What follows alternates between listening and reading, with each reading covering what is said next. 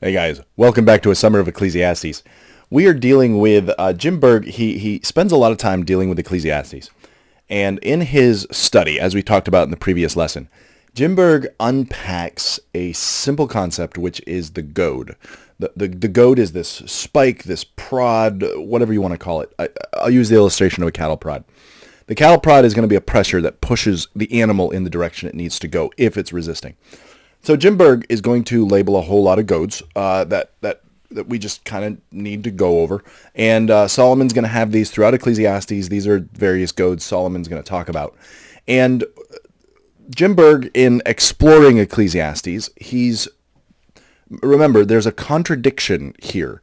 The contradiction is going to accentuate a dissatisfaction. So I want you to keep those two concepts in your mind. Contradiction, which is I expected one thing and did not get it, or I thought this would happen and it didn't. So that's the idea of contradiction. The idea of a dissatisfaction is I thought this would fulfill me. I thought this would meet the need, and it doesn't. And so that's this idea of a dissatisfaction. So these are goads. These are things that are going to prod you in the right direction. So as you study through the book of Ecclesiastes, keep an eye out for these goads, because what's going to happen as you go through the book of Ecclesiastes, the first goad, for instance, is this idea that pleasure does not satisfy. This is a dissatisfaction. It at its base level, it's a dissatisfaction where you are looking and you say, I'm missing something. I'm going to go after this pleasure to see if it will meet the satisfaction needs that I have, and it doesn't. And so that is a goad. That is a apparent contradiction that is going to push me in the right direction. There's another one here, folly. And so, again, Solomon is exploring the idea of wisdom. He is going to come down on the side of wisdom is worth living for no matter what.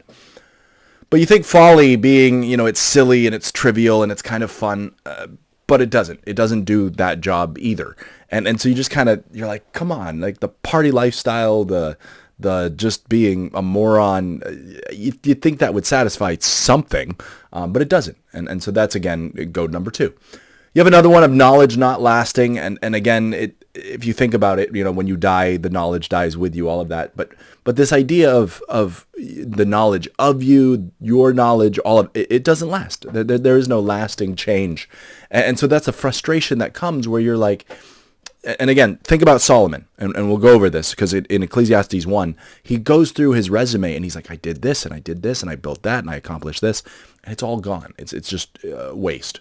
And again, a lot of other goads we'll look at, but these are things, and remember, it's a pressure. It's a dissatisfaction that produces a pressure that pushes you in the direction you need to be going. Now, Jim Berg is going to present this as what he calls the way down. And the way he does this is he explores this concept of dissatisfaction. And he says, you're dissatisfied. You're lacking something you want to have or you must have. This dissatisfaction is going to lead to an anxiety, which is, I'm afraid I can't keep it. I'm afraid I won't get it. You think about what produces anxiety in your own heart. And that dissatisfaction is going to lead to an anxiety, which is going to lead to a despair, which is, I'll never get it, so I give up, or something worse.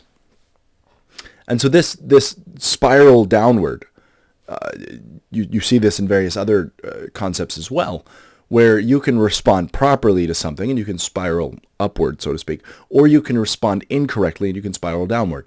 And the goads are there to get us dissatisfied and start the spiral up or down, depending on how we choose to respond.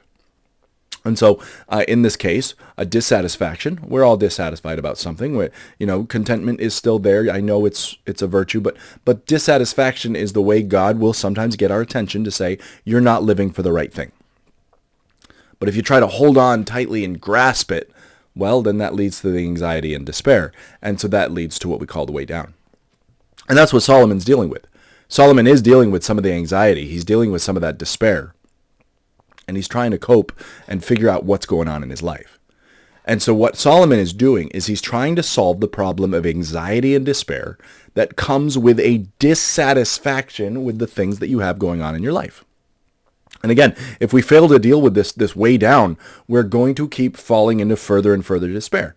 Now again, when I talked about Ecclesiastes, I said use the illustration of a sentence. You cannot take the first half of a sentence and say that's nonsensical if you haven't heard the last half. Solomon, when he goes through the book of Ecclesiastes, he's dealing with concepts, and if we pull a verse out of context, we're dealing with one part of his sentence and going, that doesn't make any sense. But Solomon is building case upon case. He's building that chiasm, so to speak, where there's a reversal, and then it goes back to where it began, and he gives you a new conclusion. And so you just need to understand, let it play out. Let it go all the way through all of its steps. That's why I do recommend starting with the end of the book and working your way through the book with the end in mind. Don't just start reading the book, because you kind of fall into that despair really, really quickly.